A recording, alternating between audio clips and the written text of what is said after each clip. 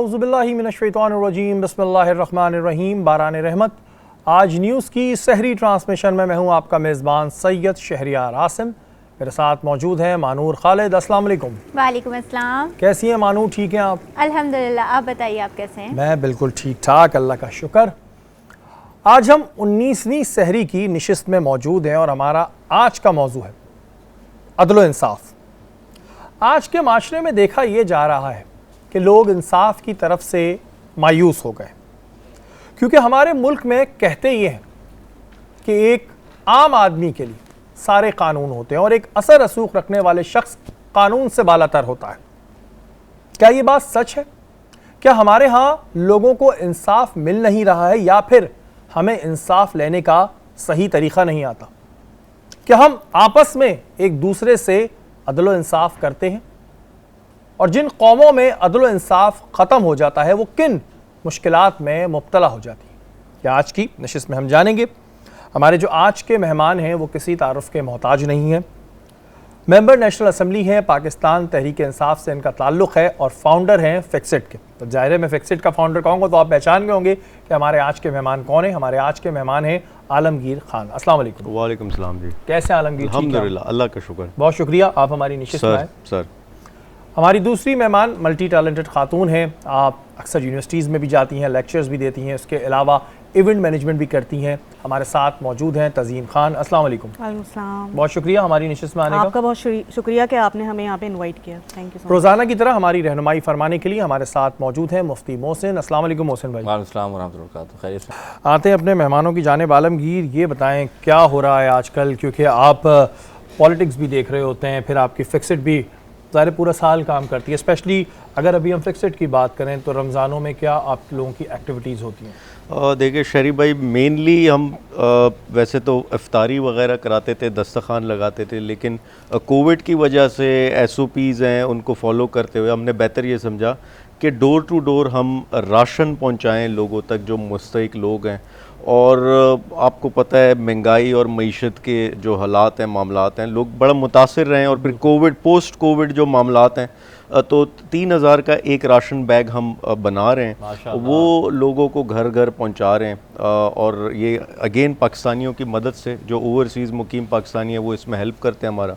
और इसके साथ 2 जगह हमारे दस्तरखान लगे, और पेशावर में भी इस वक्त दस्तरखान हमारा लगा हुआ है जहाँ पर डेली इफ्तारी वगैरह कराई जाती लोगों को। तो अल्हम्दुलिल्लाह अल्लाह की बड़ी मदद है, अल्लाह की सपोर्ट है।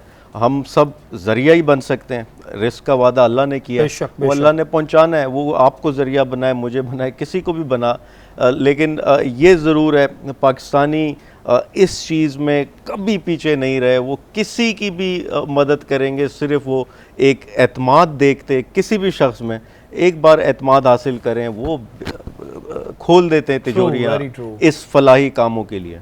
और ये वाकई में बड़ी बात है कि लोग अलग अलग तरीके से कहते हैं कि जी पाकिस्तान में ये होता है, पाकिस्तान में होता है, लेकिन ये मेरा मानना है कि जब भी कोई डिज़ास्टर आता है या जब कभी इस चीज़ की बात होती है कि अपने बहन भाइयों की मदद की जाए, तो पाकिस्तानी बहुत बढ़ चढ़ के हिस्सा लेते हैं और मुझे इस चीज़ से बड़ी खुशी होती है। वक्त एक ब्रेक का, ब्रेक के बाद हाजिर होता है।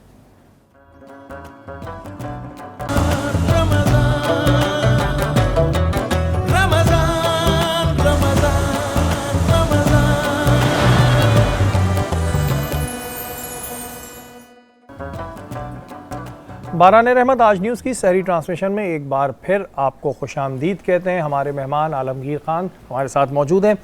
आलमगीर, मुझे ये बताइएगा कि इस वक्त पूरे पाकिस्तान में फिक्सिट के कितने नुमाइंदे हैं, कितने वॉलंटियर्स हैं जो आपके काम कर रहे हैं? देखिए वॉलंटियर्स का तो मेरे पास एग्जैक्ट फिगर्स नहीं है, हालांकि हमारा रिकॉर्ड मेंटेन्ड है, लेकिन हज़ारों में हैं। साथ ही जो बड़े शहर हैं इस वक्त, पेशावर हो गया, कराची, हैदराबाद, लाहौर, फैसलाबाद, DG खान, इन बड़े शहरों में हमारी टीम्स इस्टेब्लिश हो गई हैं और वो काम कर रही हैं। और ये मुख्तलिफ़ मकतबा फ़िक्र के लोग हैं, स्पेशली नौजवान हैं और मुख्तलिफ़ पॉलिटिकल माइंडसेट के लोग हैं, लेकिन ये फलाही काम में इस प्लेटफॉर्म पर यकजा होते खिदमत के जज्बे से। और हमारे कोई 10 से 12 मुख्तलिफ़ प्रोजेक्ट्स चल रहे हैं, जिसमें ये सफाई मुहिम, सड़क की तामीर करना, राशन ड्राइव, हमारी ये पानी के कुएं बनाते, और एक यतीम घर है हमारा, एक फिक्स्ड स्कूल है, कुरान पाक की तकसीम करते, इसके साथ ये दस्तरखान लगा रहे हैं जगह जगह, तो एक किचन बनाया है। तो ये मुख्तलिफ काम है जिसमें अगेन हम 5 साल हुए हमें फिक्स्ड को इस्टेब्लिश किए। 2016 में हमने इस्टेब्लिश की थी और अल्हम्दुलिल्लाह अल्लाह की मदद से ग्रोथ है और पाकिस्तानी मदद करते हैं। अच्छा, इस्टेब्लिश करने का मतलब एक होता है ना कि किसी भी आपने ऑर्गेनाइजेशन को बनाते हैं, किसी भी एनजीओ को लेकर आते हैं, तो पीछे कोई मकसद होता है। तो ये फिक्स्ड बनाने का ख्याल किसका था और क्या आपका अपना था या आपके दोस्तों ने था, और क्यों बनाई फिक्स्ड? रीज़न क्या थे कि आपको फिक्स्ड बनानी पड़ी? देखिए, ये हम 2 लोग थे जिन्होंने इसकी शुरुआत की। मैं था, सैयद मोहम्मद ताहा थे, और मकसद सिर्फ़ एक था कि पहले तो कि जो भी ज़िम्मेदारान हैं उनको जवाबदेह ठहराएं, नौजवानों को इस कदर बासलाहियत, बाइख्तियार, बावसाइल बनाएं कि वो सवाल करें इनसे, अपने टैक्स मनी का जवाब लें, नंबर 1। नंबर 2 ये कि जहाँ हम शिकवे शिकायत, तज्ज़िये, तनकीद में फंसे रहते हैं, अमली हमारा अपना भी कोई रोल नहीं होता, तो ये ज़रूरी है नौजवान एहसास करते हुए कुछ अपनी कंट्रीब्यूशन भी करें, अमल करें उसमें। और तीसरी चीज़ ये, फिक्स्ड का जो लॉन्ग टर्म विजन है वो ये है कि इस इदारे को हम इस काबिल एक इंस्टीट्यूशन बनाएं पूरे मुल्क में कि जहाँ गवर्नमेंट के इदारे, वो चाहे बल्दियाती, समाजी, सियासी लेवल पे हों, वो नाकाम होते एक आम आदमी को सर्व करने में, वहाँ ये पैरेलल एक ऑर्गेनाइजेशन खड़ी हो जो आम आदमी की खिदमत कर रही हो। और ये इस माशरे में ऐसी मिसालें मौजूद हैं। एम्बुलेंस सर्विस देना कराची में, ये एनजीओ का काम नहीं था, ये गवर्नमेंट का काम था। गवर्नमेंट ने नहीं किया, अब्दुल सत्तार एदी साहब ने 1900 एम्बुलेंसेस का नेटवर्क बना दिया, दुनिया में सबसे बड़ा था। आज आप देखें मुख्तलिफ शोबे जात में जो गवर्नमेंट के करने के काम थे वो एनजीओस कर रही है, लोग उन पर एतमाद भी करते हैं और वो अरबों रुपए का काम कर रही है। तो मकसद सिर्फ ये है कि फिक्स्ड इसी मकसद से बनाई गई थी और अल्हम्दुलिल्लाह अब ये मुल्क में फैल रही है। अच्छा, एनजीओ जितनी भी हमारे यहाँ काम कर रही हैं, इनको गवर्नमेंट की तरफ से, एक साहब आए थे अभी मेरी नशिस्त में, तो उन्होंने बताया कि जी गवर्नमेंट की तरफ से हमें ना कोई फेवर होता है, ना कोई फंडिंग होती है, जबकि इसके फ़ंड होते हैं, इसकी मिनिस्ट्री भी होती है। तो कभी इस चीज़ के लिए आप लोगों ने आवाज़ उठाई कि भाई ये जो फ़ंड जा रहा है किन एनजीओज़ को जा रहा है, और फिर जब एनजीओज़ को गवर्नमेंट की तरफ से कोई सपोर्ट नहीं मिल रही तो फिर इस मिनिस्ट्री का फ़ायदा क्या? और देखें, एक तो ये कि मुझे नहीं पता इसके लिए क्या उनके जो भी कवानीन है या वगैरह, लेकिन ये ज़रूर है, मैं अपनी बात कर, मुझे लोग कहते हैं आप गवर्नमेंट में आप फिर भी फ़ंड रेज़ कर रहे हैं, डोनेशन कलेक्ट कर रहे हैं। भाई अगर मैं अपनी ऑर्गेनाइजेशन के लिए गवर्नमेंट से फ़ंड लूँ, कॉन्फ्लिक्ट ऑफ इंटरेस्ट आ जाएगा, फिर वही लोग बोलेंगे ये अपनी ऑर्गेनाइजेशन के लिए इस्तेमाल कर रहे हैं अपनी पावर्स का। दूसरी चीज़ ये कि इन ऑर्गेनाइजेशंस को आज गवर्नमेंट को इनकी ज़रूरत है, इनको गवर्नमेंट की ज़रूरत नहीं है। जो बड़ी बड़ी ऑर्गेनाइजेशंस है वो इस कदर इस्टेब्लिश हो चुकी हैं, और फिर लोगों का रुझान भी ये है कि जहाँ वो टैक्स बचा रहे होते हैं, टैक्स का पैसा, वहाँ वो एनजीओज़ में खुला खर्च कर रहे होते हैं। तो ये पब्लिक का भी, आवाम का एक रुझान रहा है। तो मैं ये कहूँगा कि गवर्नमेंट ने तो किसी को सपोर्ट नहीं किया, लेकिन आज ये खुद इस काबिल है कि गवर्नमेंट इनकी सपोर्ट चाह रही है। अच्छा, ये चीज़ तो एक बिल्कुल है कि जब कोई डिज़ास्टर होता है, अभी अगर हम कोविड में देखें तो जितना एनजीओज़ ने काम किया, जितने राशन बांटे, कोई भी एनजीओ हो जो अच्छी इस वक्त काम कर रही हैं, उन्होंने राशन बांटे। फिर अगर खुदा न खास्ता मुल्क में कोई ऐसा वाक़या होता है, कहीं ब्लास्ट हो जाता है, तो हमें एनजीओज़ की एम्बुलेंसेज नज़र आती हैं, उनके वॉलंटियर उठा उठा के लेके जा रहे होते हैं। तो यहाँ पे ये एक अहम सवाल है कि गवर्नमेंट क्या कर रही है। मैं इसमें शरीफ भाई ऐड करूँ, मैं जो कह रहा हूँ ना कि आज गवर्नमेंट को इनकी ज़रूरत है, वो इसलिए आप देखें एहसास प्रोग्राम में जो लोगों को खाना खिलाया जा रहा, जगह जगह जो सेंटर्स बनाए गए, उसमें कराची की नामवर सैलानी ऑर्गेनाइजेशन जो है उसका साथ लिया जा रहा। गवर्नमेंट उनको जगह प्रोवाइड करती, ये लोग आके उधर अपना किचन सेट करते और लोगों को खाना फराहम करते। इसी तरीके से रोज़गार प्रोग्राम में एक और ऑर्गेनाइजेशन है अकूवत ऑर्गेनाइजेशन, गवर्नमेंट उसका साथ ले रही है एहसास प्रोग्राम में, उनके आइडियाज़ को रेप्लिकेट कर रही है, उनको साथ लिया। तो ये सिर्फ मैं मकसद समझा रहा हूँ कि आज ये ऑर्गेनाइजेशंस इतनी बड़ी हो चुकी हैं और लोगों का एतमाद है कि आज गवर्नमेंट को इनकी ज़रूरत है। बिल्कुल जी, ये तो है कि गवर्नमेंट को जबकि सपोर्ट करनी चाहिए, लेकिन आलमगीर की बात बिल्कुल ठीक है कि जहाँ पे इनको गवर्नमेंट की ज़रूरत नहीं, बल्कि गवर्नमेंट को अब एनजीओज़ की, अच्छी एनजीओज़, बार बार बात कहूँगा, अच्छी एनजीओज़ की ज़रूरत है। तज़ीन, आपकी जानिब आऊँगा। सबसे पहले मैं ये जानना चाहूँगा कि जो हमारे यंगस्टर्स हैं, हमने देखा है कि आप यूनिवर्सिटीज़ में जाके लेक्चर्स देते हैं और उन्हें बिज़नेस करने के मौके भी देते हैं और बिज़नेस करने का तरीका भी बताते हैं, क्योंकि हमारे यहाँ एक मसला ये है कि अगर कोई बिज़नेस करना चाह भी रहा है तो उसे सही डायरेक्शन नहीं पता। बिल्कुल लॉन्ग कट शॉर्ट, फिर बंदा कहता है जी मैं चाय पराठे का रेस्टोरेंट खोल लूँ, और उसमें भी एक एक्सपीरियंस चाहिए होता है। तो आप लोग किस तरह मोटिवेट करते हैं, क्या तरीक़ेकार है आपका? हमारा तरीक़ेकार ये है कि मैं यहाँ से आप स्टार्ट करना चाहूँगी कि जब बिज़नेस जो बच्चे पढ़ रहे होते हैं यूनिवर्सिटीज़ में, कॉलेजेस में, तो वहाँ पे वो चीज़ें जो प्रैक्टिकल लाइफ में उनको देखनी पड़ती है ना, वो वहाँ पे नहीं पढ़ाया जाता। जब वो प्रैक्टिकल लाइफ में आते हैं तो बिल्कुल ही डिफरेंट होता है सब कुछ, माहौल, हालात, हर कुछ बिल्कुल अलग होता है। तो वहाँ पे यूनिवर्सिटीज़ वगैरह में हम सेमिनार्स करते हैं और वहाँ पे बच्चे हमसे क्वेश्चंस करते हैं, और इसके अलावा हम बहुत बड़े जो यहाँ के नामवर बिजनेस टाइकन्स हैं वो सब वहाँ आते हैं। हम उनको इनवाइट करते हैं जी, और बच्चे उनसे सवालात करते हैं क्योंकि वो इन सब चीज़ों से गुजर चुके हैं। जब वो उनसे सवालात करते हैं, उनके सवालात के जवाब देते हैं, और इसके अलावा उन्होंने हमें यहाँ तक ऑफ़र की है कि जो बच्चा बिज़नेस करना चाहे तो वो उसमें उसकी सपोर्ट भी करेंगे। अच्छा, माशाल्लाह। और मैं अपनी ऑर्गेनाइजेशन का यहाँ पे नाम भी बताना चाहूँगी, rotary club of Karachi entrepreneurs. मैं उसमें मार्केटिंग हेड हूँ, और जो हमारे सीईओ हैं वो असद अयाज अंसारी हैं। तो आप लोगों ने ये जो स्टूडेंट्स हैं, अब तक कितने स्टूडेंट्स ऐसे हैं जिनकी हेल्प हो चुकी है इससे?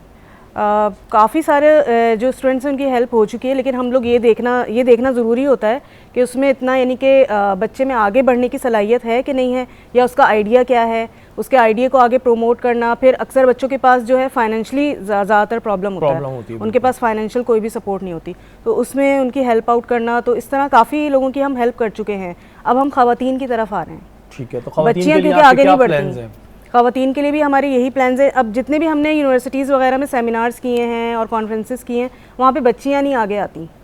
ये बड़ा हमारे यहाँ इशू है माशरे का। जो हमारे क्लास है, हमारी मिडिल क्लास है और लोअर मिडिल क्लास है, वहाँ की बच्चियाँ जो हैं छोटी छोटी नौकरियाँ करती हैं, लेकिन बिज़नेस की तरफ आते हुए सभी डरते हैं।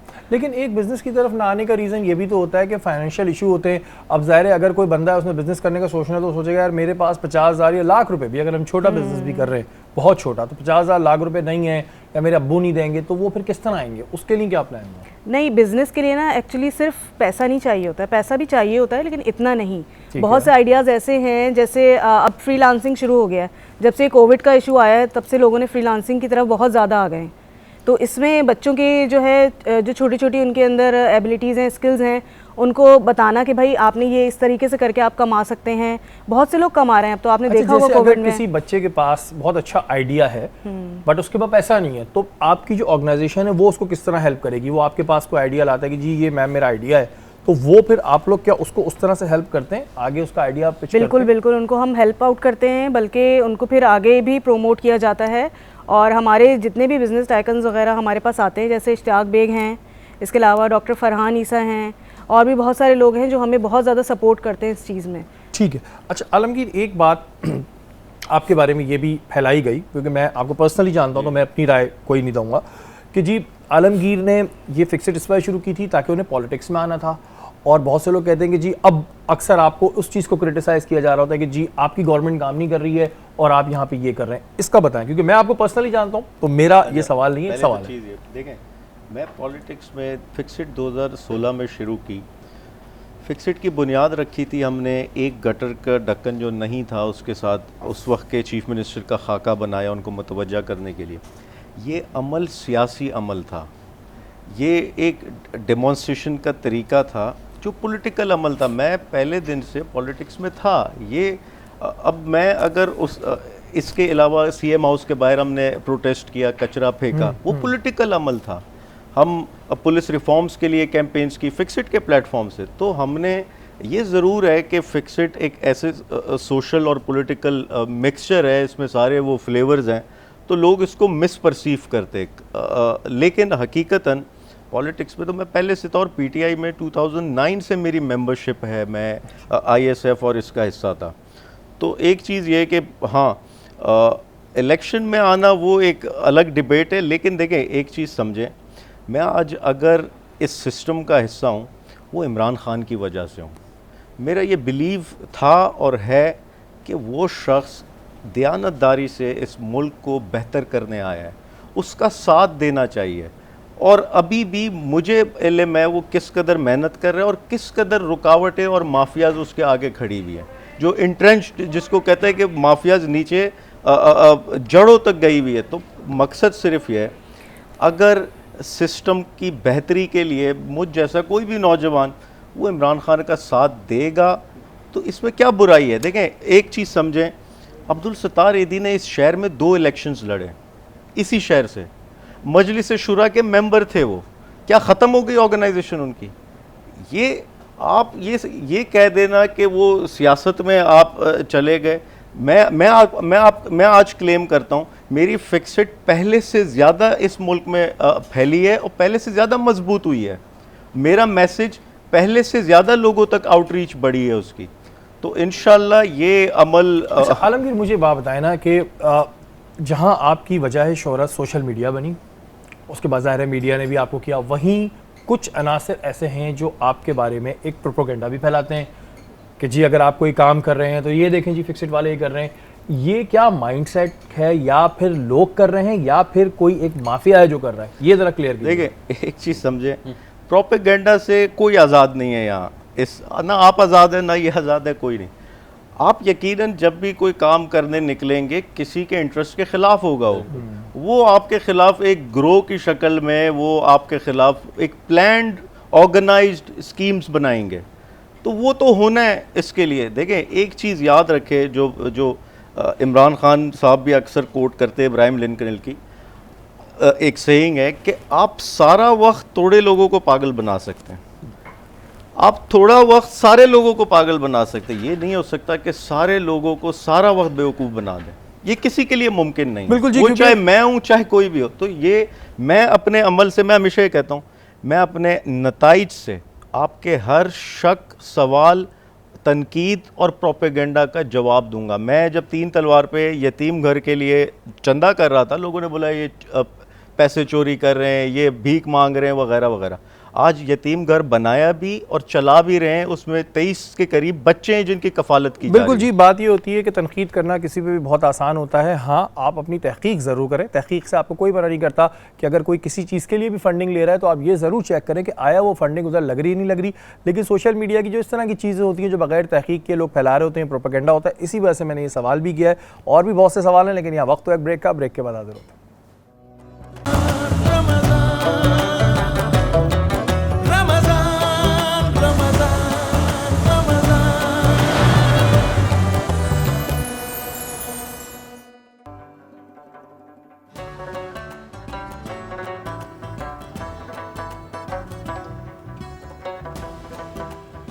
बारान रहमत आज न्यूज़ की सारी ट्रांसलेशन में एक बार फिर आपको खुशामदीद कहते हैं। मानूर, आज आपने क्या बनाया है? मैं भी बड़ा कंफ्यूज हो गया, क्या है ये? आज आप पहले मुझे बताइए आपको क्या लग रही है? ये छोले की चाट लग रही है। सही बता रहा हूँ, छोले की चाट लग रही है। अच्छा, छोले की चाट में ये चिकन क्या कर रही है? चिकन वाली छोले की चाट होगी। ये मुझे सीरियस नहीं समझ आ रहा है क्या। चले मैं बताती हूँ, अगर सिंपल मैं लैंग्वेज में समझाऊँ तो ये चिकन तो रही है, लेकिन इसको मैंने एक ऐसी शक्ल दे दी है कि अब घर की औरतें, खासतौर अम्माएं खुश हो जाएंगी मुझसे कि अब उनके बच्चे ये खा लेंगे, क्योंकि मैंने सबसे पहले चिकन को तंदूरी किया है। स्वीट तंदूरी चिकन बनाई है पहले मैंने, उसको अलग से, जिसमें मैंने पहले चिकन पे मसाला लगा लिया तंदूरी का। उसके अलावा फिर मैंने उसको ऑयल में अच्छे से मैंने उसको फ्राई कर लिया। मसाला लगाने की यानी मैरिनेशन आपने आधे घंटे की है, उसके बाद आपको उसने अच्छे से फ्राई कर लिया है अदरक लहसुन के पेस्ट में। उसके बाद उसमें हमने ज़ीरा डाला है, उसमें हमने थोड़ा हस्बे ज़ायका लाल मिर्च भी यूज़ कर सकते हैं आप, जो मैं हमेशा कहती हूँ, और नमक यूज़ कर सकते हैं हस्बे ज़ायका, और उसमें थोड़ी सी हल्दी ताकि कलर आ जाए चिकन में। फिर उसको आपने अच्छे से भुनाई कर लेनी है उसकी, और थोड़ा सा उसके अंदर आपने टमाटर का पेस्ट डालना है, जस्ट इतना कि उसका पेस्ट फॉर्म आ जाए, बिल्कुल गाढ़ा वाला, ये नहीं कि पतला वाला हो जो कढ़ाई से भी ज़्यादा होता है, उस शक्ल का टेक्सचर आ जाए, जैसे कि आप मेरी प्लेट अभी देख सकते हैं। इस तरीके से इसको अच्छे से भून लेना है। जब देखें कि आपकी चिकन गलने पे है या चिकन बस अब रेडी टू ईट है, बस इस पे आपने इसको अच्छे से भुनाई करके ऊपर से गरम मसाले की स्प्रिंकल करनी है और इसको सर्व करना है। तुरई को मैंने सिंपल बनाया है, जैसे कि हमने टमाटरों का पेस्ट बनाया, उसमें हमने तुरई डाल दी, उसमें हमने लाल कुटी हुई मिर्चें डाल दी, जो आप जिस हिसाब से खाना चाहें, उसमें नमक डाला, ज़ीरा डाला, साबित धनिया डाला, हल्दी डाली, उसको अलग से हमने बनाकर और सर्व कर दिया। और ये तुरई चिकन हो गया। ये जूस जो बनाया आपने किस चीज़ का बनाया? ये तो मुझे वही लग रहा है जो गुलबहार और दूध मिला के आपने बना दिया। जी वही है? बिल्कुल, ये वही है जो रिवायतों का एक तरीके से हमारा रिवायत है, ये बड़ा बिल्कुल टेस्टफुल ये हम इसमें मैंने दूध डाला, उसके बाद थोड़ा सा कंडेंस मिल्क डाला, 1 चम्मच शुगर सिरप डाला, क्योंकि ऑलरेडी मैंने गुलबहार का शरबत डाला है इसमें, और उसके अलावा मैंने कंडेंस मिल्क डाला है। दोनों ही मीठे होते हैं तो कुछ ज़्यादा मिठास ना हो जाए हमारे शरबत में, इसलिए मैंने 1 चम्मच मैंने शुगर सिरप डाला हम लोगों के हिसाब से। और ये जो शरबत होता है ना, ये बड़ा फेवरेट होता है सबका, आप यकीन माने सब बहुत शौक से पीते हैं।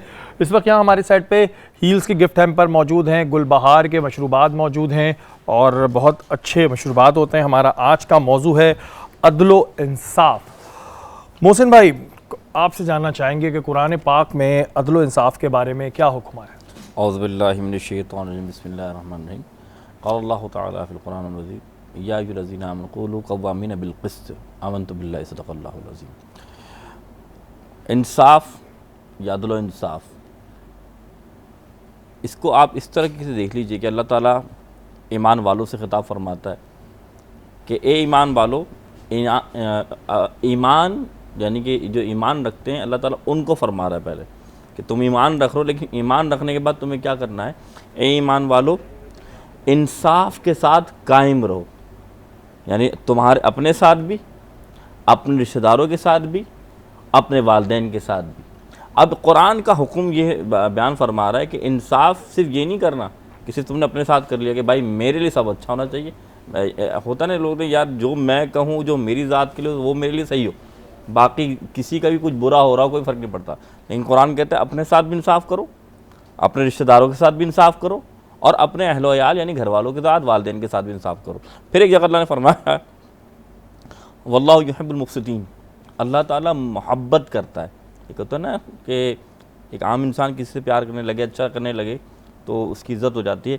अल्लाह इंसाफ करने वाले को, अदल करने वाले के बारे में हुक्म फरमा रहा है कि अल्लाह ताला उस बंदे से मोहब्बत करने लगता है जो अल्लाह ताला के हुक्म पर अमल करते हुए अदल व इंसाफ करता है। तो इंसाफ का तो कुरान हुक्म में, कुरान करीम में बड़ा वाज़ेह हुक्म आया है कि इंसाफ करने वाला अल्लाह का महबूब बन जाता है। अल्लाह ताला ने ईमान वाले से कहा कि इंसाफ करो, अपने साथ भी, अपने घर वालों के साथ भी, अपने रिश्तेदारों के साथ भी। और फिर हुज़ूर सल्लल्लाहु अलैहि वसल्लम फरमाते हैं इंसाफ करने वाले की शान ये है कि रोज़े महशर जब वो आएगा तो अल्लाह ताला 7 बंदों को अर्श अज़ीम का साया देगा, यानी कि उस वक्त सूरज सवा नेज़े पर होगा, इंसान के दिमाग ऐसे उबल रहे होंगे जैसे हंडियों में पानी उबलता है, आपने देखा होगा, इतनी गर्मी शिद्दत की होगी। लेकिन उस वक्त अल्लाह ताला अर्श का साया देगा 7 बंदों को, उनमें से एक वो बादशाह होगा या वो हाकिम होगा जो लोगों के दरमियान अदल कायम करता होगा। अच्छा, अदल इंसाफ में मैंने ये बात भी की थी कि अदल इंसाफ यही नहीं कि चाहे जो हमारे हाकिम वक्त हैं या हमारे और जो लोग हैं जिनका काम इंसाफ देना, एक अदल होता है आपस में एक दूसरे को देना। बहुत सी दफ़ा ऐसा होता है कि चाहे बहन भाई हों, चाहे हमारे रिश्तेदार हों, चाहे हमारे ऑफिस कोलीग हों या हमारे सर्वेंट्स हों, हम उनके साथ भी अदल इंसाफ नहीं करते। इनके लिए क्या हो? देखिए, मैंने आपके सामने पहले जो कुरान पाक की आयत पढ़ी ना, उसमें यही था कि जब तुम अदल करो तो सिर्फ अपने साथ ही ना करो, बल्कि तुम्हारा हुक्म यही है कि अपने बहन भाइयों के साथ। मिसाल के तौर पे जायदाद का एक बड़ा आम मसला है, हर घर में होता है तकरीबन, जिसके पास होता क्या है कि आम तौर पे बहनों की जायदाद में हिस्से को बोलते क्या तुम क्या करोगे, तुम्हारा तो शादी का अपना घर है और शादी के बाद जो हमने जहेज दे दिया वो तुम्हारा हिस्सा बन गया।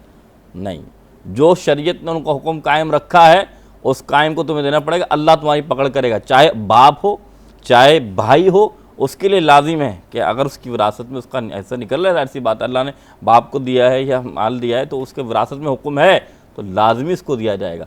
इस तरह करने से क्या है तो अल्लाह ताला फरमा रहा है कि मैं उसे पसंद करूँगा जो इंसाफ करता है। और अल्लाह ताला फरमाता अल्लाह के गज़ब में वो शख्स, यानी कि जो शख्स इंसाफ नहीं करता, यानी मफ़हूम हदीस यही है कि जो शख्स इंसाफ नहीं करेगा, अदल नहीं करेगा। और फिर एक वाज़े कर दूँ, अदल होता क्या है आम तौर पर?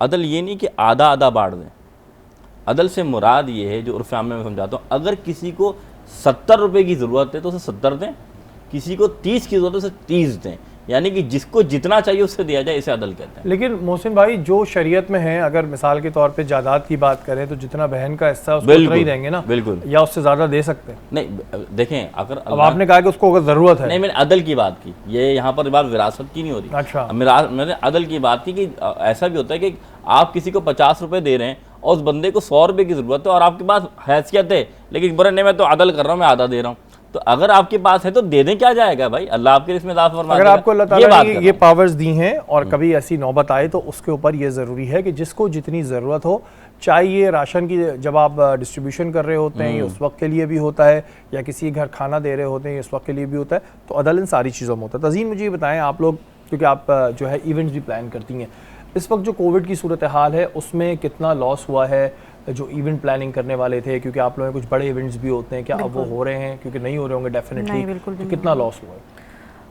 मेरे ख्याल से इवेंट का जो इंडस्ट्री है ना, उसको और स्कूल्स, इनको सबसे ज़्यादा नुकसान पहुंचा है, क्योंकि इवेंट्स, बड़े इवेंट्स नहीं हो रहे, ज़ाहिर है कहीं भी गैदरिंग नहीं, लोगों को जमा नहीं किया जा सकता।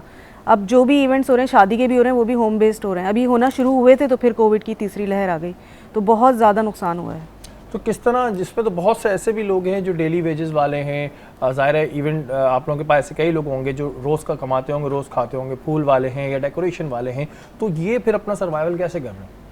यही तो मसला चल रहा है ना, अब उनके सर्वाइवल भी बहुत मुश्किल हो गया। अब यही हमसे जितना हो सकता है हम करते हैं, जैसे राशन बैग्स वगैरह हो गए या कुछ और उनकी मदद की जा सकती है। हम भी ज़ाहिर इतना नहीं कर सकते, हमें भी कोई भी सपोर्ट नहीं है, लेकिन ये कि बस देखें क्या चलता है, क्या होता है आगे। इवेंट्स को इस वक्त में बड़ा लॉस, हाँ, इवेंट्स नहीं हो रहे हैं हमारे, और ये बड़ी बात है कि इस वक्त में जो लोग मदद कर रहे हैं, बिल्कुल करनी भी चाहिए, लोग बड़ा परेशान हैं। आलमगीर, मुझे ये बताएं कि आपकी पार्टी का नाम है तहरीक इंसाफ, और इमरान खान साहब जब आ रहे थे हुकूमत में तब उनका यही दावा था कि लोगों को इंसाफ मिलेगा, लेकिन आज भी हम देख रहे हैं कि अभी मैं बात कर रहा हूँ गवर्नमेंट लेवल पे कि लोगों को उस तरह इंसाफ नहीं मिल रहा। आज भी करप्शन है, आज भी हम कहीं जाते हैं तो हमसे पैसे ले लिए जाते हैं। कोविड के दिनों में पुलिस भी पैसे ले रही है, असिस्टेंट कमिश्नर की शिकायत आ रही है, वही पैसे ले रहे हैं, तो फिर कैसे इंसाफ मिलेगा? देखें, हकीकतन आप सही कह रहे हैं। अब जहाँ तक गवर्नेंस का ताल्लुक है या जो ब्यूरोक्रेसी का ताल्लुक है, या आप कह लें ये पुलिस का ताल्लुक है, तो इसमें चेंज आने में कुछ वक्त लगेगा, क्योंकि जब पंजाब की मैं बात करूँ, वहाँ हमारी गवर्नमेंट है, सिंध में तो नहीं है। पंजाब असम्बली में इस पुलिस रिफॉर्म्स के लिए मुख्तलिफ़ कवानीन लाए, टेबल किए, तो वो यकजा नहीं हो सके उसके लिए, और अनफॉर्चुनेटली 2/3 मेजॉरिटी नहीं है कि हम खुद से कोई भी कवानीन में जो है वो अमेंडमेंट्स कर सकें, और वो किसी न किसी के इंटरेस्ट के ख़िलाफ़ होता है, क्योंकि पुलिस को, ब्यूरोक्रेसी को सियासी तौर पे इस्तेमाल किया जाता है। तो उन चीज़ों में काफ़ी जो है वो स्लो प्रोग्रेस रही है अभी तक। और रही बात, देखिए, एक चीज़ बड़ी अहम है कि आपकी अदालतें आज आज़ाद हैं, लेकिन अदालतों की मदद के लिए जो भी इन्वेस्टिगेटिव एजेंसीज़ होती हैं, वो चाहे FIA है, चाहे नैब है, हमारी वफाक से ताल्लुक़ रखते हैं, ये इनकी कैपेसिटी नहीं थी। मैं आपको नैब का बताऊं, पिछले बजट में इनके लिए कुछ इनके लिए पैसे रखे गए कि इनका पर्सनल, इनके पास इक्विपमेंट, इनके पास मशीनरी कुछ लाई जाए। इनकी वो कैपेसिटी नहीं थी जिस कदर हम इनसे काम चाहते हैं, जिस कदर हम इनसे केसेस चाहते हैं, या जो खान साहब प्राइम मिनिस्टर ख़ुद भी कह चुके हैं कि अगर ये न्याजी की नैब होती तो 30 नहीं 300 केसेस होते। तो इदारे सारे खोखले थे, और ताहाल कुछ इदारों में बेहतरी आई है, कुछ ठीक नहीं है अभी भी। तो जब आखिरी उसमें जाती, चाहे वो पुलिस हो, चाहे इन्वेस्टिगेटिव एजेंसीज़ हो, जब कोर्ट में जाती केस ही कमज़ोर होता। ये इदारे उस केस को मजबूत नहीं कर सकते, उस केस में मवाद मटीरियल मौजूद नहीं होता, और बिल आखिर वो केस लंबा चलता रहता, इंसाफ लटक जाता, नहीं मिलता। एक और भी बहुत अहम सवाल मेरे जहन में आया, लेकिन यहाँ वक्त हुआ ब्रेक का। ब्रेक के बाद हम ये पूछेंगे कि जब खान साहब बिल्कुल आ रहे थे तब लोगों ने एक्सपेक्टेशंस बहुत बढ़ा ली थी, क्या इस वक्त लोगों की एक्सपेक्टेशंस पूरी हुई? लेकिन यहाँ वक्त हुआ ब्रेक का, ब्रेक के बाद हाजिर होते हैं।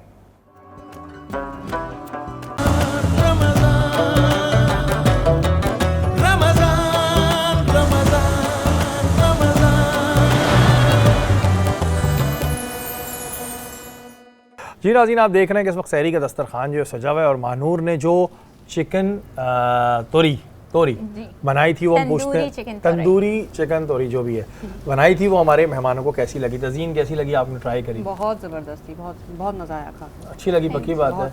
आलमगीर आपको कैसी लगी है बता? बहुत अच्छी लग रही है। अच्छी लग रही है नहीं, इन्होंने खाई है और बहुत अच्छी। हमारी ये जो मेहमान हैं, ये हमारी जो शेफ़ हैं, ये बहुत अच्छे खाने बनाती हैं। अच्छा तज़ीन, आप क्योंकि लिखती भी हैं, आपके फादर भी ज़ाहिर लिखते हैं, ख़वातीन इस तरफ ख़वातीन का कितना रुझान है, और अगर नहीं है तो क्यों नहीं है? क्यों ख़वातीन जो इस तरह की राइटिंग की तरफ आने से थोड़ा कम है उनका रुझान? असल में एक तो हमारे थोड़ा सा माइंडसेट ऐसा है हमारे माशरे का कि ख़वातीन अगर इस तरफ आती हैं फ़नून लतीफ़ा की तरफ तो उनको अप्रिशिएट नहीं किया जाता, बल्कि बहुत बुरा माना जाता है। यहाँ तक कि मेरी एक जाने वाली थी, उन्होंने लिखना शुरू किया तो उनकी अम्मी ने उनकी पिटाई की कि तुम अब शायरी लिखोगी। अच्छा। हाँ, यानी कि इस तरीके का लोग हैरान होते, अच्छा ये शायरी करती हैं या ये मुसव्विरी करती हैं। बहुत मिडिल क्लास में और लोअर मिडिल क्लास में इस चीज़ों को बहुत बुरा माना जाता है। लेकिन जबकि बड़े बड़े शायराएँ हमारी अभी भी हैं, बहुत अच्छा काम कर रही है। अगर हम फाइनेंशियली तौर पे देखें तो ये कितना है, इसमें है पैसा है? हमारे यहाँ जो शायर हैं, शायराएँ हैं, उन्हें क्या उस तरह प्रमोट किया जाता है? बिल्कुल भी नहीं, ना प्रमोशन का कोई हमारे पास प्लेटफॉर्म है और ना इनके पास पैसा होता है। बहुत मुश्किल ज़िंदगी होती है इन लोगों की। हाँ, बैक से अगर कोई अमीर है या उसको बहुत अच्छी उसकी बैक है पैसे के मामले में तो सही है, चल जाता है, वरना तो बहुत बुरा हाल है। क्या करना क्या चाहिए अगर हम गवर्नमेंट को कोई एडवाइस देना चाह रहे हों तो क्या इसमें आपके ख्याल से ऐसा होना चाहिए कि जिसमें जो शायर हैं, शायराएँ हैं, उन्हें प्रमोट किया जाए या उनके कुछ फाइनेंशियल हालात बेहतर हों ताकि लोगों का रुझान भी बढ़े? हुकूमत के पास वैसे ही इतने मसले मसाइल हैं, वो फ़नून की तरफ कहाँ आएंगे? उनको आना चाहिए। और हमारे कल्चर को जो प्रमोट करते हैं वो फ़नून लतीफ़ा से रिलेटेड लोग ही करते हैं, और कौन करता है कल्चर को प्रमोट? हमारे ड्रामे आप देख लें, उनका क्या हाल हो चुका है। और यानी कि अब कहा जाता है कि अब ये शायरों में भी मुसन्निफ़ीन जो है उनमें भी और जो आर्टिस्ट हैं उनमें भी कि बड़ा शायर नहीं आ रहा, बड़ा कोई मुसन्निफ़ नहीं आ रहा, बड़ा कोई आर्टिस्ट नहीं आ रहा, तो कैसे आएगा? रो रहे हैं बेचारे आर्टिस्ट। अच्छा, टैलेंट बहुत है, हमने देखा है कभी कभी कुछ सोशल मीडिया पे ऐसी शायरी हमारे सामने आ जाती है कुछ लोगों की कि हमें भी पूछना पड़ता है कि यार ये कौन है।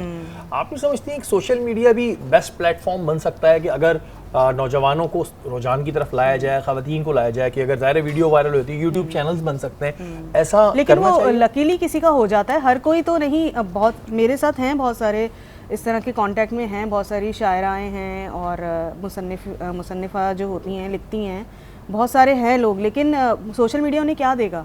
नहीं, अगर यूट्यूब चैनल प्रमोट कितने लोग बनाएंगे? बनाए हुए लोगों ने शायरी, कोई पढ़ने की समझ ही नहीं है किसी को, मुसव्विरी की समझ नहीं है, तो कोई क्या करेगा? यानी कि जब तक प्रमोशन ही नहीं होगी इन चीज़ों की और अच्छा बुरा नहीं बताया जाएगा, लोगों को पता ही नहीं ना आर्ट है क्या, शायरी है क्या। क्योंकि ये तो हमारी बहुत पुरानी चलती चली आ रही है, मिर्ज़ा गालिब और ये नहीं, आजकल जो माहौल इतना अजीब सा जा रहा है कि टिकटॉक पे अजीब अजीब जो चीज़ें होती हैं वो वायरल हो जाती हैं।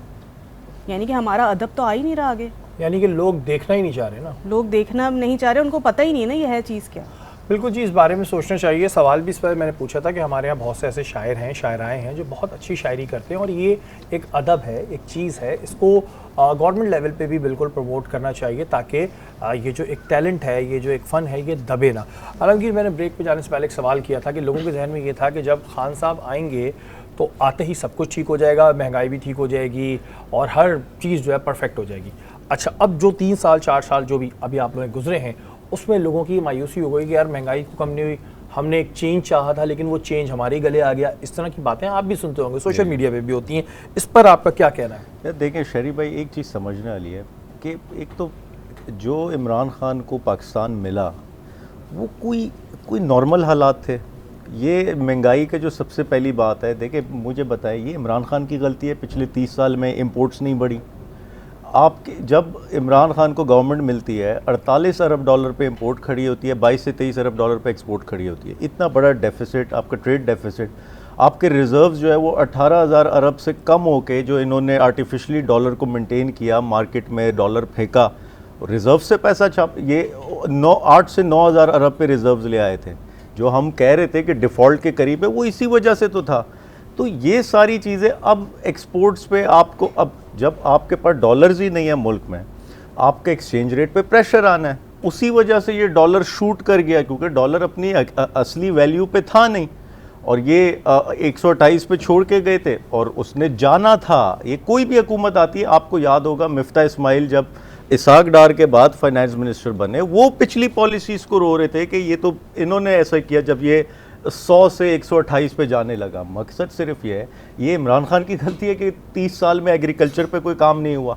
हमने जहाँ आप कॉटन में सबसे ज़्यादा एक्सपोर्ट कर रहे थे, वहाँ आपने हर जगह शुगर मिल्स लगा दी, क्योंकि उसमें सरमाएदार थे, उसमें जो है वो उनकी प्रॉफिट ज़्यादा हो रहे थे। आलमगीर, आप नहीं समझते कि जो खान साहब की तकरीरें थी उसको लोगों ने इस तरह लिया हुआ था कि जी चेंज आएगा? क्योंकि हमारे यहाँ मसला ये है कि अगर मुझे आज खाना नहीं मिलेगा तो मैं इस उम्मीद में नहीं बैठूंगा कि जी आगे 5 साल बाद बेहतर हो जाएगा। जो रोज़ कमाने वाला है, खाने वाला है, उन्होंने भी वोट दिए। अब आप पब्लिक को कैसे देखते हैं कि जो अगला इलेक्शन होगा उसमें पब्लिक क्या इस चीज़ को हजम कर पाएगी? शहरी भाई, ये रिफॉर्म्स का अमल है। इमरान खान आराम से घर पे नहीं बैठा हुआ, ना उसने बाहर जायदादें बनाई हैं, ना उसके बच्चे कोई जायदादों के अयाशियाँ कर रहे हैं। वो मेहनत कर रहे हैं, रिफॉर्म्स का अमल है। रिफॉर्म्स में तकलीफ़ आनी है। हम सब हैसियत कौम, मतलब हम सब ने मौज की है, कर्ज़े पे कर्ज़े लेते गए, एक्सपोर्ट्स पे काम नहीं किया, इंडस्ट्री पे काम नहीं किया, एग्रीकल्चर पे काम नहीं किया, कर्ज़े चुकाने के लिए मज़ीद कर्ज़े लिए। ये अभी हमारी गवर्नमेंट में हम जितना रेवेन्यू जनरेट होता, आधा जो है पिछले कर्ज़ों पे सूद अदा करने, अभी तक 6000 अरब रुपए सिर्फ सूद अदा किया है पिछले कर्ज़ों पे। ये चीज़ समझनी होगी। फिर जो कॉन्ट्रैक्ट्स हुए, बिजली के बिल, लोग महंगाई पे बिजली पर भी रोते हैं, कैपेसिटी पेमेंट्स, वो बिजली आईपीपीस प्रोड्यूस करे या ना करे, गवर्नमेंट ने पे करना है और डॉलर्स में पे करना है। ये कॉन्ट्रैक्ट्स हुए। सिर्फ मैं ये समझा रहा हूँ, देखिए रिफॉर्म्स में तकलीफ़ आनी है। ये हम जिन ममालिक की, जिन नेशंस की हम एग्जाम्पल्स दे रहे होते हैं कि वो यूरोप में ये हो गया, यूएस में हो गया, ज़रा तारीख़ तो उठा के देखें उनकी 400 500 साल पुरानी तारीख़ है उनकी। वो इन तमाम फेजेस से गुजर के यहाँ तक पहुँचे हैं। अच्छा, अगर हम बात करें सिंध की, जब मुझे अच्छी तरह याद है कि फिरदौस शमीम नकवी साहब जब कैंपेन कर रहे थे, मैंने उनका इंटरव्यू भी लिया था, उन्होंने कहा था कि हम चेंज लाएंगे। अब कराची की एक बड़ी आवाम ने पीटीआई को सेलेक्ट किया। अब जब पीटीआई से सवाल करते हैं तो वो कहते हैं जी सिंध में तो हमारी गवर्नमेंट नहीं है। तो आलमगीर, हमें ये बताए ना, क्या सिंध की दी गई आवाम का वोट ज़ाया गया? हम सिंध में ही अगर चले, हम पूरे पाकिस्तान की बात नहीं करते, हम सिंध की बात कर लेते हैं। सिंध में हमें किस तरह, पानी का मसला आपने भी उठाया, आप गए वाटर, हम पानी जो है वो ख़रीद के, अपना ही पानी ख़रीद के पी रहे हैं। हमारे ग्राउंड पे कब्ज़ा होता है, उस पर भी एक प्रोग्राम आपने भी किया था, मैंने भी किया, और भी सारी चीज़ें हैं, कचरा पड़ा हुआ होता है, और हम फिर कह देते हैं कि जी फ़लानी एनजीओ उठा ले, जो एनजीओ का काम नहीं है। तो फिर सिंध में किस तरह चेंज आएगा? जो वोटर पीटीआई का कराची से है, सिंध से है, उसको क्या रिलीफ मिलेगा? देखिए, ये एक बड़ा बदकिस्मत अलमिया है कि कराची में एक पार्टी आ जाती और बकिया सिंध में दूसरी पार्टी मेजॉरिटी में आकर गवर्नमेंट बना लेती और कराची इग्नोर हो जाता उसके अगेंस्ट। तो ये देखिए, 18th अमेंडमेंट के बाद जो सूबाई खुद मुख्तारी हुई, उसका मिसयूज़ किया जा रहा। हम बार बार हम जब भी 18th अमेंडमेंट पे बात करते हैं उसके ख़िलाफ़ नहीं करते। हम कहते हैं यार जो आइनी इसका जो असल रूह है उस पर तो जाए ना। असल ये है कि आप एनएफसी अवार्ड मांगते, एनएफसी के बाद पीएफसी अवार्ड है। सूबे ने प्रोविंशियल फाइनेंस कमीशन के तहत डिस्ट्रिक्ट्स को पैसे मुंतकिल करने हैं, डिस्ट्रिक्ट्स के अपने वसाइल उनकी नीड के मुताबिक, वो नहीं किया जाता। आप देखें, कराची का मेयर रो रहा था, वो बात बिल्कुल बावजह थी। 2 करोड़ से ऊपर का टेंडर नहीं कर सकता है कराची का मेयर जो केएमसी चला रहा है, उसका बजट ही इन्होंने इतना कर दिया कि सिर्फ वो तनख्वाहें बामुश्किल निकाल सकता है। तो ये सूरत हाल है। देखें, बदकिस्मती है, हम इलेक्शन से पहले जो भी टॉल क्लेम्स कर रहे थे, हम तो ये देख रहे थे कि सिंध में भी हम अपनी गवर्नमेंट बनाएंगे, हमारा सीएम होगा, तब हम कुछ पॉलिसीज़ ला सकेंगे। नहीं हो सका।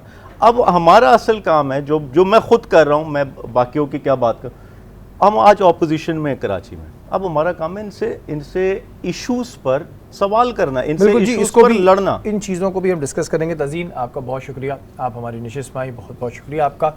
नाज़रीन, यहाँ वक्त हो एक ब्रेक का, ब्रेक के बाद हाजिर होते हैं।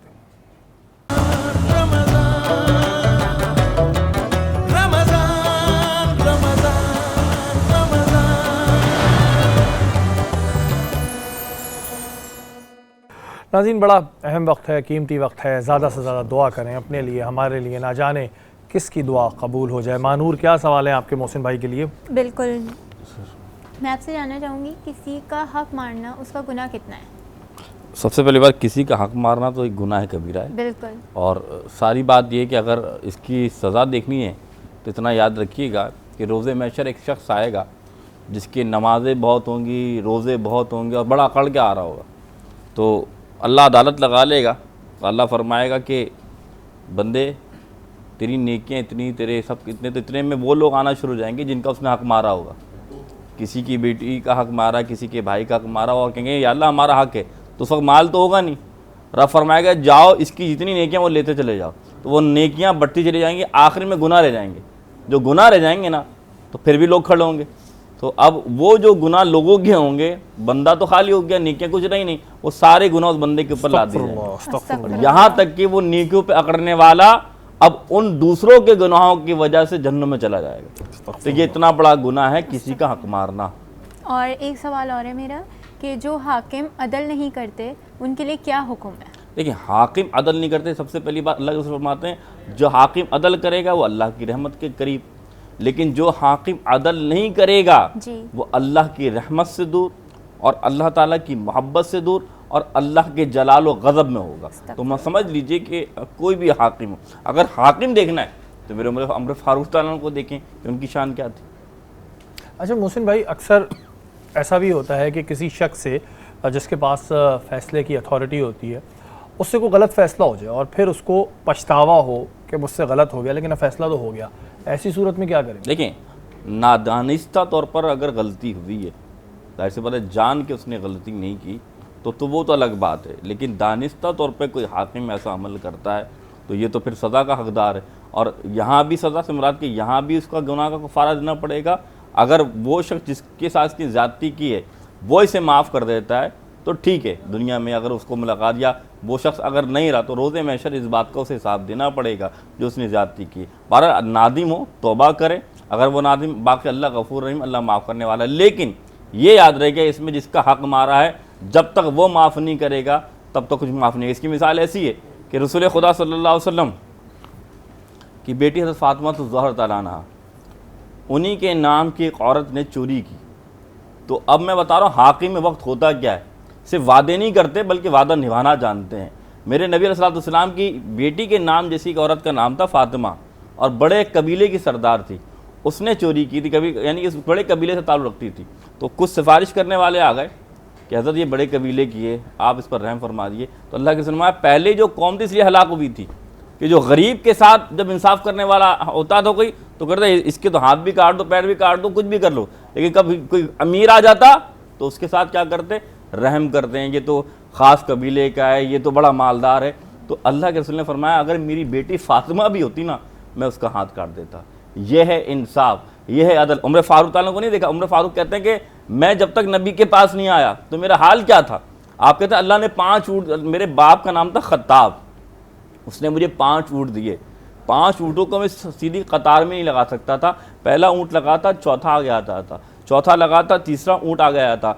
ये उमर जो सिर्फ अभी उसने कलमा नहीं पढ़ा, खत्ताब का बेटा है, 5 ऊँटों को कतार में नहीं लगा सकता था, लेकिन जब हुजूर से बैत की कलमा पढ़ा और हुजूर का अदल इंसाफ देखा फिर हाल क्या था, पूरी उम्मत सीधी थी। और उम्मत कितनी बड़ी थी कि आप जब खलीफा बने तो आपने 2.5 लाख मुरब्बा मील पर हुकूमत की है। तो आप फरमाते उस वक्त जब हुकूमत मैं कर रहा हूँ तो मेरी आका की उम्मत भी सीधी है और सिर्फ उम्मत ही सीधी नहीं बल्कि हुकूमत भी सीधी है। अच्छा मोहसिन भाई, जो लोग भी फैसला करते हैं उन्हें सबसे पहले किन बातों का ख्याल रखना चाहिए, क्योंकि ये भी फैसला करने वाले को पता होना चाहिए ना कि क्या बातें ज़रूरी होती हैं। ये मैं बात उन लोगों की कर रहा हूँ कि जो हम आपस में फ़ैसले करते हैं या किसी को बड़ा बना देते हैं, उनके लिए। बहुत अच्छी बात। सबसे पहले बात, दोनों की राय सुने, एक की राय सुनकर फ़ौरन फैसला ना दे दिया जाए, बल्कि यानी कि जो कातिल है या मकतूल है या किसी ने किसी को मारा हो या कोई किसी पर ज़रब लगी हो, दोनों की बात सुने। आया मारने वाला किस जज्बात में मार रहा था और जहाँ जिसकी पिटाई हुई या जिसको मारा गया क्यों मारा गया। हो सकता हो मारने वाले की गलती ना हो, पिटने वाले की गलती हो सकता हो, पिटने वाले की गलती ना हो, मारने वाले की गलती है। तो सबसे पहले दोनों की बात सुने। दोनों की बात सुनने के बाद कुरान और हदीस की रोशनी में अगर मुसलमान ईमान वाला है फिर फैसला करे। उसके साथ साथ असल बात समझाना चाहता हूँ, मशवरा करे। मशवरे से क्या मुराद है कि जो अगर ख़ुद फैसला नहीं कर पा रहा तो जो दाना लोग हैं, अक्लमंद होंगे, उनके साथ बैठकर मशवरा करे और साथ साथ आखिरी बात जो कहना चाहता हूँ, तहकीक करे। ये नहीं कि सुनी सुनाई बातों पे कि फलां ने कहा मेरे साथ जाती कि मेरा ये हो गया, नहीं, तहकीक भी करे, या खुद तहकीक करे या तहकीक कराए, तो फिर जाकर तो इंसाफ। अच्छा मोहसिन भाई, कुछ जगहों पे हम देखते हैं कि पंचायतें लगी हुई होती हैं, पंचायतें बन जाती हैं गाँवों में और जिरगे ने फैसला दे दिया, क्या वो फैसला जायज़ है क्योंकि हुकूमत वक्त ने जो कहा हुआ है कानून के मुताबिक फैसला होना चाहिए, या एक पंचायत का लगा हुआ फैसला जायज़ होता है? शरीयत का हुक्म ये, कादी वक्त जो फैसला देगा वही माना जाएगा। ये पंचायत और ये जो गांव देहात में होता है ये कोई फैसला नहीं होता। हाँ, घर में जैसे बाप बड़ा है, घर में अमूमी फैसले की बात को तो वो तो ठीक है, लेकिन अगर वाक़तन कोई जायदाद का मसला आ गया, किसी के साथ ज़्यादती का मसला आ गया, कोई और ऐसे मसाइल आ गए, तो हुक्म ये है कि काजी वक्त, यानी जो उस शहर का हाकिम है और वो हाकिम जो अदालत रखता है या काजी रखता है, तो वो काजी वक्त जो फैसला देगा उस पर अमल किया जाए। बाकी ये पंचायतों में नहीं, इस पर कोई अमल नहीं होगा। ये बहुत हमने सुना भी है, बहुत देखा भी है, फिर कई दफ़ा ऐसे फैसले सुन लेते हैं कि दिल ख़राब होने लगता है। आलमगीर, मुझे ये बताएं कि बात हो रही है कि एक तरफा बात सुनना, अक्सर हम देखते हैं कि सोशल मीडिया पे वीडियो बना दी जाती है कि जी, आपकी मिसाल ले लूँ कि जी आलमगीर ये कर रहे हैं, अब आप क्या कर रहे हैं क्या नहीं करते, और उस पे नीचे लोग कमेंट करने लगते हैं जो गुनाह के ज़मरे में। बिल्कुल, मुफ्ती साहब ने बताया ये क्यों हमारे हो गया कि हम वन साइडेड स्टोरी सुनते हैं, हम जाके आलमगीर से नहीं पूछ रहे कि भाई आप जो ये काम कर रहे हैं ये क्यों कर रहे हैं। बस 6 फुट 12 फुट 20 फुट दूर से खड़े होकर एक बंदे ने वीडियो बनाई और जो उसने कमेंट्री कर दी वो वही सच है। देखिए, हुआ ये है कि जैसे इन्होंने इंसाफ की मिसाल दी कि काजी वक्त जो होता है, अब अगर आप हर शख्स को काजी बना देंगे तो फिर इंसाफ की भी वही तवक्को रखें। आज सोशल मीडिया की वजह से हर शख्स रिपोर्टर है, बिल्कुल, हर शख्स जर्नलिस्ट बना हुआ है, हर शख्स अपनी राय रखता भी है और उस राय का इजहार भी खुलेआम उसके पास एक प्लेटफॉर्म है जहाँ वो करता है। और इसकी वजह से बेशुमार इश्यूज़ आए हैं, इसकी वजह से लड़ाई झगड़े फसाद हुए हैं। तो ज़रूरी ये है कि एक तो इसको अभी तक सही तरीके से रेगुलेट करने के लिए भी इश्यूज़ आए और दुनिया भर में ये इश्यूज़ अभी भी मौजूद हैं। और जब आप ये देखते हैं हर शख्स रिपोर्टर है, हर शख्स वो एक तो जर्नलिस्ट होता है, इन्वेस्टिगेटिव जर्नलिस्ट भी बना हुआ है उस पर, तो वो हर कोई अपने राय पर मुख्तलिफ तरीके से रखता है और उस पर कहीं ना कहीं लोगों की दिल आज़ारी भी होती, उसमें कुछ बदनीयती भी होती। तो ये है कि इसको रेगुलेट किया जाए, अभी तक इसमें मुमकिन नहीं है, मुमकिनात में नहीं नज़र आता कि कैसे रेगुलेट करें। अच्छा आलमगीर, क्योंकि मैंने शुरू में भी कहा था कि मैं आपको बहुत पहले से जानता हूँ, नाज़रीन के लिए सवाल है कि उस वक्त का आलमगीर जो एक लड़का था और अब एक पॉलिटिशियन भी है, कितनी बड़ी तंजीम चला रहा है, क्या फ़र्क आया आप में? आप उस वक्त ज़्यादा खुश थे या अब ज़्यादा खुश हैं, या उस वक्त ज़्यादा डिप्रेशन में रहते थे अब ज़्यादा डिप्रेशन में रहते? देखिए, हाल ही में अभी मेरी कुछ 4 महीने पहले ही शादी हुई है, माशाअल्लाह, तो मैं अभी ज़्यादा खुश हूँ उस वजह से, फैमिली कंप्लीट हुई। लेकिन देखिए एक चीज़ समझें, जो आज आप कह रहे हैं, जो आज आप पब्लिक के लिए ज़ाहिर कर रहे हैं, अल्लाह उस पर टेस्ट करेगा आपको, और वो हो सकता है ज़िम्मेदारी दे के टेस्ट किया जाए। आज मैं आपको ये बता सकता हूँ शरीफ भाई, अल्लाह ने जो मुझे अपना हल्का दिया है NA 243, इसमें मैं पूरी मेहनत कर रहा हूँ अपनी, और अल्लाह का टेस्ट समझते हुए कि लोगों को मैं एक चेंज दिखा सकूँ, अपनी ज़ात में एक MNA की ओहदे से उनको चेंज दिखा सकूँ कि पहले के MNA कैसे थे और अब के कैसे हैं। उसके लिए मैं लोगों के लिए अवेलेबल हूँ। मेरे खिलाफ पता नहीं क्या क्या बातें करते, लेकिन अगर मैं अवेलेबल नहीं हूँ अपने हल्के में, तो ये मुराद अली शाह वगैरह ये तो पैदा भी नहीं हुए, फिर ये तो फिर पैदा ही नहीं हुए। अच्छा आलमगीर, थोड़ा सा हमारे नाज़रीन को बताइएगा, उनकी नॉलेज में इजाफा कीजिएगा, क्या MNA को फ़ंड मिलते हैं अपने इलाके को सुधारने के लिए? देखें, वैसे आईनी तौर पे ये MNA का काम नहीं है। MNA लेजिस्लेटर होता है, MPA लेजिस्लेटर होता है, कानून साज होता है, उसका काम है कानून बनाना। ये फंड्स लगाना, डेवलपमेंट के काम ये लोकल गवर्नमेंट के होते हैं, लोकल बॉडीज़ के, UC, नाज़िम, मेयर वगैरह। लेकिन अभी मौजूदा हालत में ये MNAs को SDG सस्टेनेबल डेवलपमेंट गोल के तहत उनको फंड्स मिल रहे हैं 15 करोड़ रुपए सालाना। ठीक है। और इसमें एक्चुअली हमने सिर्फ स्कीम्स आइडेंटिफाई करके देनी है कि फ़ला स्कीम्स पे आपने काम करना है, PWD फेडरल का एक इदारा है, एग्जीक्यूटिंग एजेंसी है, वो इस पर काम करती, वो इसके टेंडर करती, कॉन्ट्रैक्टर्स को इंगेज करती वगैरह। सालाना 15 करोड़ रुपए इस वक्त लगाए जा रहे। 3 साल हो चुके हैं, मेरे पिछले साल के फंड लैप्स हो गए थे। इस साल मजमूई पिछले साल के भी और इस साल के भी इकट्ठे फंड्स मेरे हल्के में लगाए जा रहे हैं। बदकिस्मती एक ये है कि हम सिर्फ वो काम कर पा रहे हैं जिसकी मेंटेनेंस ना हो। हम सड़क बना पा रहे हैं, सीवरेज बना पा रहे हैं, पार्क्स, ग्राउंड्स या पानी की लाइनें डाल पा रहे हैं, जो एक बड़ा ही रिवायती किस्म का काम है। लोग सवाल करते हैं आप हॉस्पिटल, आप क्लिनिक, डिस्पेंसरी, स्कूल ये क्यों नहीं बना रहे? अब प्रॉब्लम ये है कि 18th अमेंडमेंट के बाद वो इदारे सूबे के पास हैं। मैं आलीशान ताजमहल जैसी बिल्डिंगें खड़ी कर दूं अपने फंड से, चलाना तो उन्होंने, कल को मैनेजमेंट, फैकल्टी, एडमिनिस्ट्रेशन सब उनके पास जानी है। तो इसीलिए कि हम वही काम कर पा रहे हैं। और ये फिर से मैं कहूँ, ये सड़कें, ये अगेन सूबाई हुकूमत का काम है, उनसे NOC लेकर हम वहाँ पर डेवलपमेंट करते हैं। अच्छा, वो जो एक ग्राउंड था मोमिन जहाँ पे टैंकर माफिया ने कब्जा किया था, आपने प्रोग्राम किया, पहले कटवाया था, फिर आ गए थे, फिर मैंने भी एक प्रोग्राम किया था, अभी वहाँ की क्या सूरत हाल है ज़रा हमारे नाज़रीन को बताएं, गुलशन वाले तो देख भी रहे होंगे। ब्लॉक 6 में ये ग्राउंड है जो टैंकर माफिया ने कब्जा किया था। आपने भी वहाँ क्रिकेट खेली होगी। बिल्कुल, मैंने भी खेली थी और 10-12 साल से वहाँ ये कब्जा था। अल्हम्दुलिल्लाह उनको हटाया, अभी वहाँ काम शुरू है। अगले 1 से 2 माह में वो प्रॉपर क्रिकेट ग्राउंड की शक्ल इख्तियार कर लेगा। अभी लेवलिंग, ग्राउंड की लेवलिंग चल रही है, 4 दीवारी हो चुकी है, तो इंशाल्लाह एक बहुत बड़ा चेंज, और गुलशन के लिए ये पहला एक क्रिकेट ग्राउंड होगा। अच्छा, मुझे याद है कि जब मैं इस पर प्रोग्राम कर रहा था तो मुझे लोगों ने बोला कि यार आलमगीर ने पहले प्रोग्राम किया था और फिर दब गई, पैसे ले लिए, और मैंने आलमगीर साहब के सवाल भी किए थे तो मुझे आलमगीर ने उस वक्त कहा था कि मैं करके दिखाऊंगा।